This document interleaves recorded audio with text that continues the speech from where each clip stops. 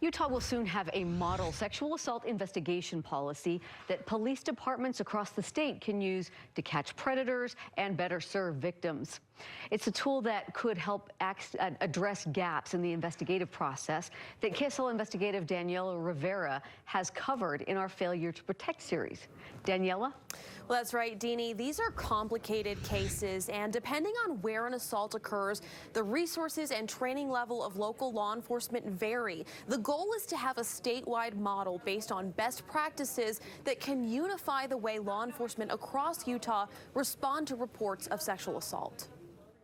We've seen the consequences play out in real life. A sexual predator remains free to hurt others because the police investigation into one survivor's complaint stalls or is wrongfully closed. Evidence isn't collected in a timely manner or the case isn't activated before detectives try to talk to the suspect. Our ultimate goal is better service to victims. Better outcomes. Major Travis Reese, director of Utah's Peace Officer Standards and Training Council, or POST, is heading up the effort to create Utah's model sexual assault investigation policy. It's the result of Representative Angela Romero's bill passed by the legislature back in 2024. So we're going to see who utilizes it, and then from there we'll move forward. No department will be obligated to use the policy, but Reese says it'll be available to all of them. The idea being that survivors in Utah should be able to expect some consistency in how their report will be handled, regardless of where an assault might occur. I think most agencies will use it as a resource. Will the model policy call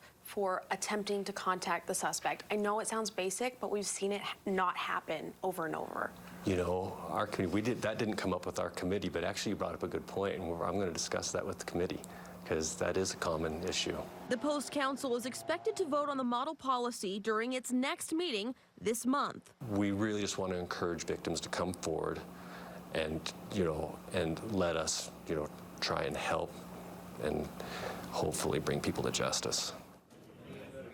There's also a new data collection requirement starting this year for Utah law enforcement agencies. They're going to be required to submit a report to Utah's Commission on Criminal and Juvenile Justice, including information like how many sexual assaults were reported to them in the last year, how many of those cases were then referred for prosecution, and then that data should be made public by August 1st. Mike and Deanie. All right, good to see some progress. Thank you, Daniela.